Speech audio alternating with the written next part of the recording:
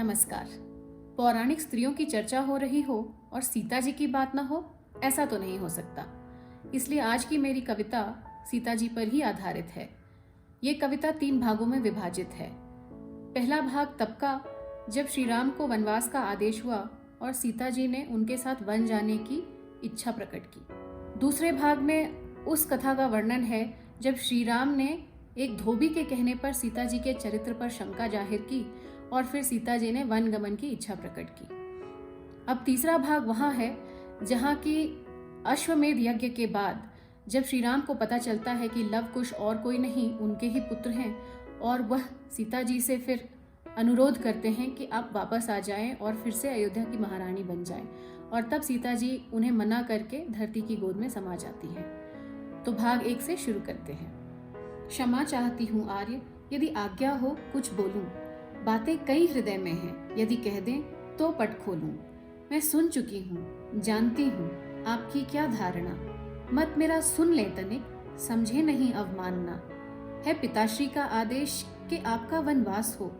इस महल में हे प्राणनाथ कैसे मेरा फिर वास हो। मेरे पति परमेश्वर और स्वामी मेरे आप हैं। आप बिन जीवन मेरा जीवन नहीं, अभिशाप है। मेरे तो है सर्वस्व आप, अर्धांगिनी में आपकी। इतनी ही मेरी इच्छा, बस छाया रहूं मैं आपकी। वन में विचरते आप हों, मैं महल में कैसे रहूं। योगी सा जीवन आपका, ऐश्वर्य मैं कैसे सहूं। मेरे तो ऐश्वर्य आप, सुख भी और श्रृंगार भी। आप बिन सिंदूर सूना, सूना है संसार भी। आपसे फूलों में रंग है, नभ में छिटकी चांदनी। आपसे ही राग सारे, आप सुर मैं रागिनी।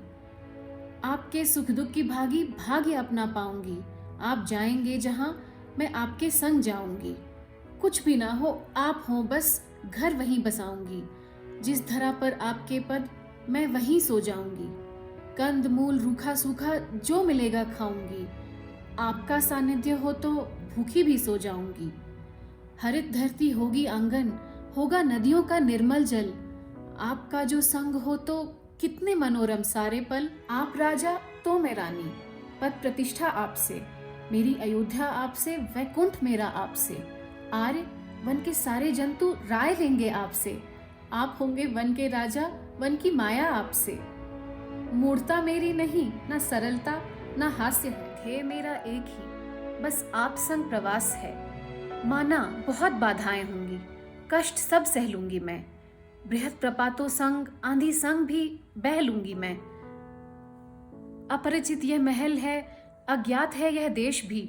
कठिन तो यह भी है आर्य, अज्ञात है परिवेश भी। मेरा तो कर्तव्य ही है, आपकी सेवा करूं। आप कहिए आपके बिन कैसे मैं धीरज धरूं। आपकी दासी प्रभु मैं, ढाल भी बन जाऊंगी। और आवश्यकता पड़ी तो धनुष भी उठाऊंगी। दायित्व के निर्वहन में बाधा नहीं बनूंगी मैं। राह के कांटों को अपने आंचल में चुन लूंगी मैं।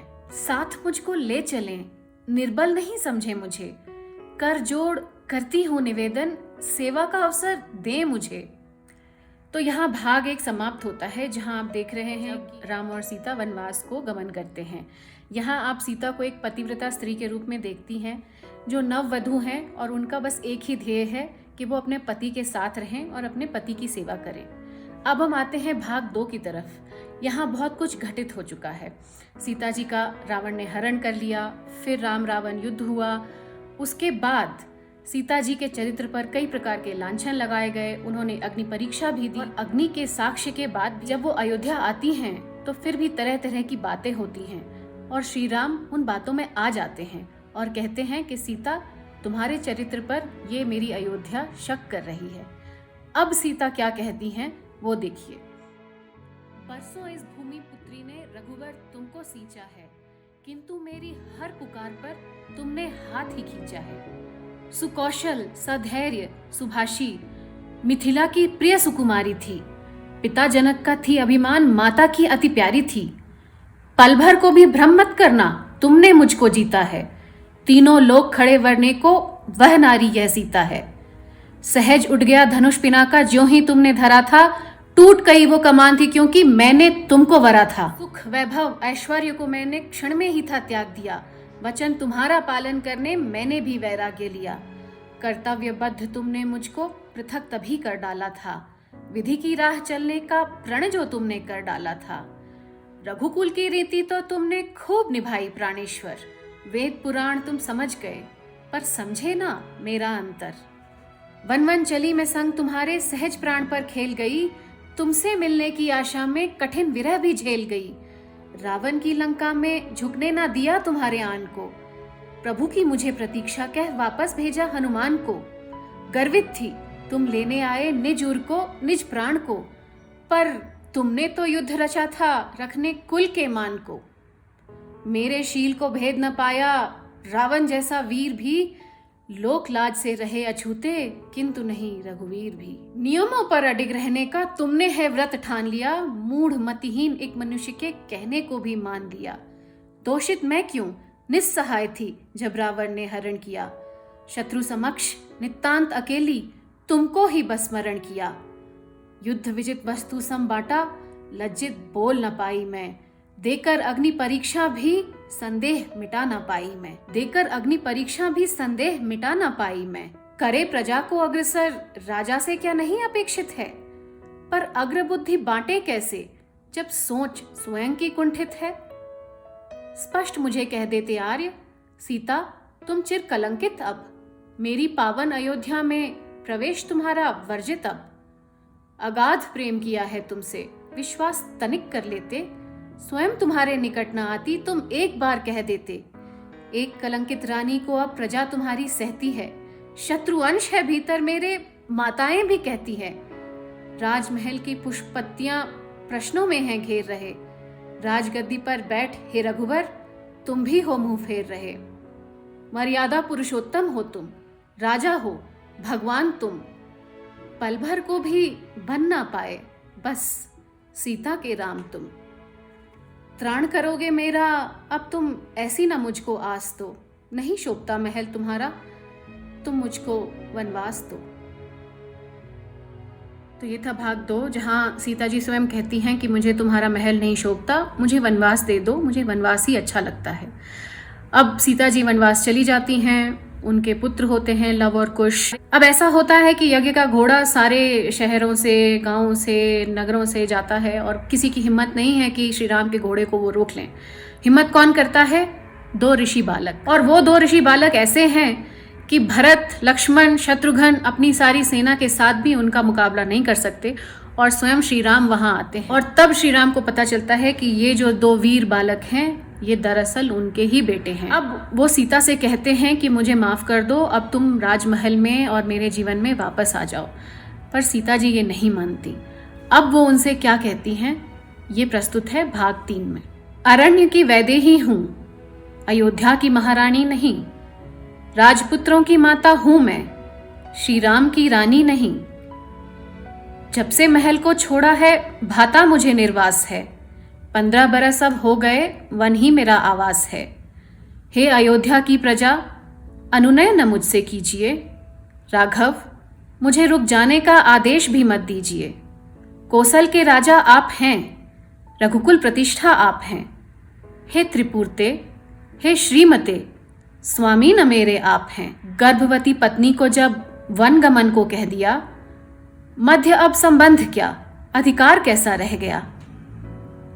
आपको इस राज्य को कंचन ये सीता शोभती, ये मलिन होती नहीं, लुट भी गई तो भय नहीं। आपके मत से राज्य मर्यादा का यही मर्म है, पति का या पिता का होता नहीं कोई धर्म है। राजा का बस धर्म इतना, सुन ले उसे सच मान ले। कर्तव्य क्या यह भी नहीं कि सत्यता का प्रमाण ले। आपका निर्णय जनार्दन कदापि उचित न था। आप मेरे संग चलते पति से क्या अपेक्षित न था। अन्याय मेरे संग हुआ है, आपको यह ज्ञात है। आपके इस निर्णय का व्यापक बहुत संघात है, मर्यादा की महत्ता का उदाहरण कहलाएगा। सदियों तक इस निर्णय का अनुसरण किया जाएगा। पत्नी के परित्याग को धर्म उच्चतम कर दिया, नारी पर अतिक्रमण का मार्ग सुगम कर दिया। सदियों तक नारी का संताप बन रह जाएगा, दोष स्त्री की दुर्दशा का आप पर ही आएगा। अश्वमेध यज्ञ कर सम्राट तो हैं बन गए, किंतु मेरी दृष्टि में आप आधे राजा रह गए। राम राज्य संस्करण में स्त्री सम्मिलित नहीं, आधी ही जनता से कोई राज्य बनता है कहीं। सौंपती हूं पुत्र अपने, धर्म को ये जानते, स्त्री के भी अधिकार हो दायित्व अपना मानते। स्त्री पुरुष के भेद को जड़ से करेंगे चूर्ण ये, राम की अधूरी सत्ता को करेंगे पूर्ण ये। राह साम्य की चलोगे पुत्रों मुझे विश्वास है, राह साम्य की चलोगे पुत्रों मुझे विश्वास है। शिक्षा मेरी याद रखना, देखता इतिहास है। चिंतन पुराने छोड़ पीछे, सोच तुम लाना नई। जनता के बन मार्गदर्शक, राह दिखलाना नई। जो मेरा कर्तव्य था बस पूरा होता है यहीं। स्नेह मेरा संग तुम्हारे, शोक मत करना कभी। पूर्ण मेरे कार्य सारे, माँ बुला लो अब मुझे। शेष बस अब एक वांछा, अंक में भर लो मुझे।